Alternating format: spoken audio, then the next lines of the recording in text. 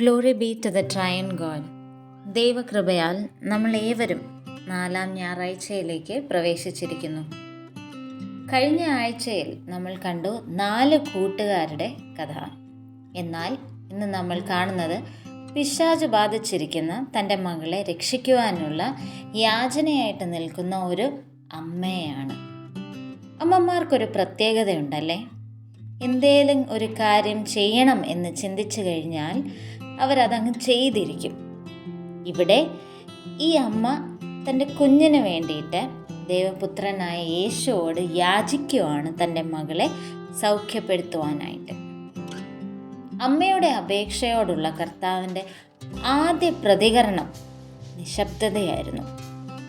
എന്നിട്ടും ആ അമ്മ ദൈവപുത്രനായ യേശുവോടുള്ള തൻ്റെ ആഴമേറിയ വിശ്വാസത്തിൻ്റെ പ്രതീകമായി അവരുടെ പിന്നാലെ ചെന്നു. നമ്മളിൽ എത്ര പേർക്കുണ്ട് വിശ്വാസ സ്ഥിരത? ചിന്തിക്കേണ്ട ഒരു വിഷയമാണ് അല്ലേ. ക്രിസ്തുവിൻ്റെ ആദ്യത്തെ ശാസനയ്ക്ക് ശേഷം സ്ത്രീ ധൈര്യത്തോടെ നിർബന്ധിക്കുകയാണ് യേശുവോട് അല്ലേ. അനുതപിക്കുന്ന ഹൃദയത്തോടെ ധൈര്യത്തോടെ ക്രിസ്തുവിനെ ഈ അമ്മ സമീപിക്കുകയാണ്.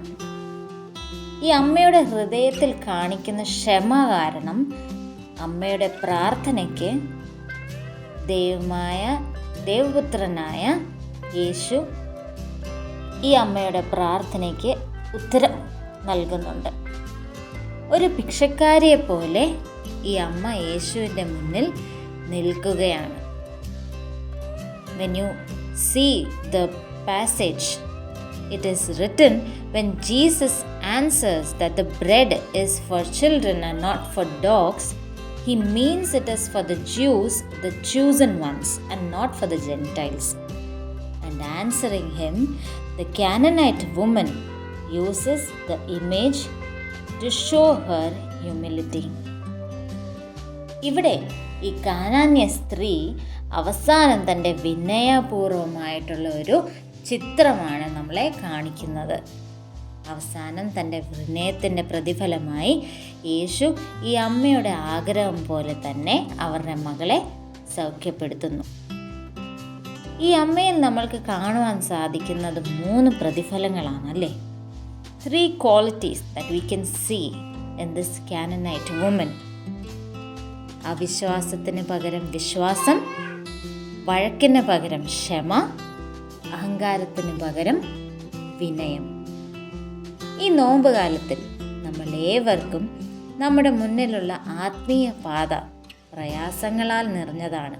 എന്നാൽ നാം ദൈവത്തോടുള്ള പ്രാർത്ഥനയിൽ ഉറച്ചു നിൽക്കുകയും അവൻ്റെ മേശയിൽ നിന്ന് വീഴുന്ന അമൂല്യമായ കുർബാന കഷ്ണങ്ങളിൽ പങ്കുചേരുകയും ചെയ്താൽ വിശ്വാസത്തിലൂടെയും കൃപയിലൂടെയും നമ്മുടെ മനുഷ്യപ്രകൃതിയിലൂടെ എല്ലാ വശങ്ങളും നമുക്ക് കണ്ടെത്താനാകും.